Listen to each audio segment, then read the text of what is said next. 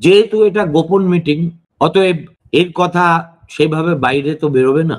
তবু আমি ওই আর কি পুরনো চাল ভাতে বাড়ে সে কথা মিলিয়ে আমি এমন 2-4 জন ইয়াং এন্টারপ্রেনারের সন্ধান পেয়েছি যাদের বাবাদের সঙ্গে আমার বন্ধুত্ব ছিল, এখনো আছে। তারা আঙ্কেল বলে রাখে। তারাই কথায় কথায় জানালো অভিষেক বন্দ্যোপাধ্যায়ের নতুন চেহারা দেখে তারা শুধু যারপরনাই বিস্মিত হয়েছেন তাই নন, তারা অত্যন্ত উচ্চস্বরে প্রশংসাও করছেন। কেন না, অভিষেকের কথাবার্তা থেকে তাদের 3টে জিনিস মনে হয়েছে।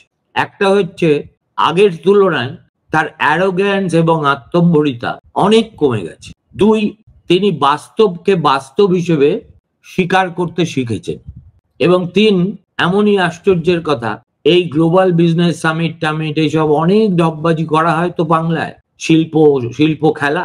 সত্যি কথাটা হলো কলকাতার এখন যারা ব্যবসাপত্র করে খান, বিশেষ করে অবাঙালি সম্প্রদায়, তারা কায় মনোবাক্যে চাইছেন ফের যদি রাজ্যে তৃণমূল শাসন আসে, তাহলে মমতা বন্দ্যোপাধ্যায়ের জায়গায় তাদের পছন্দেও অভিষেক বন্দ্যোপাধ্যায়।